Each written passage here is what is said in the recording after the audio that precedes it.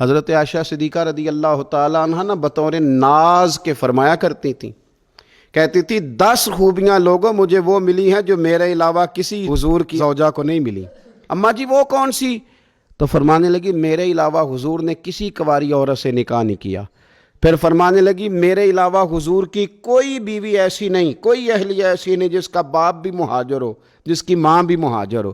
اور پھر فرمانے لگی لوگو اللہ تبارک و تعالیٰ کا کرم دیکھو، رب کریم نے میری برات اور میری پاک دامنی کا اعلان عرش سے جاری فرمایا ہے۔ عرش سے حضرت عائشہ صدیقہ کے بارے میں 18 آیتیں سورہ نور کی نازل ہوئی۔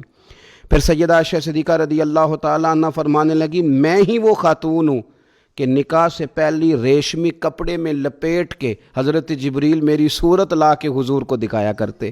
پھر فرمانے لگی میں ہی وہ حضور کی اہلیہ ہوں کہ جس برتن سے حضور غسل کرتے تھے مجھے بھی اسی سے غسل کرنے کا شرف حاصل ہو جاتا تھا۔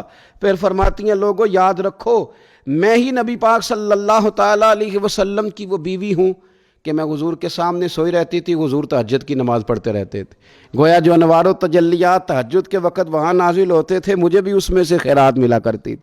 حضرت عائشہ صدیقہ رضی اللہ تعالیٰ عنہ فرماتی ہیں یہ میرا ہی مقام ہے کہ حضور میرے بستر میں ہوتے تھے اور حضور پر وحی نازل ہو جایا کرتی تھی۔ پھر ارشاد فرماتی ہیں کہ نبی پاک صلی اللہ تعالیٰ علیہ وسلم نے مجھے ہی وہ مقام دیا کہ حضور کا نورانی وجود میری گود میں تھا جب نبی پاک نے وصال فرمایا۔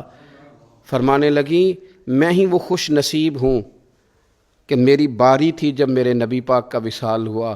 اور 10ویں نمبر پہ فرمانے لگی لوگوں میں ہی وہ خوش قسمت ہوں کہ جس کے حجرے میں رسول پاک علیہ السلام کو دفن کیا گیا۔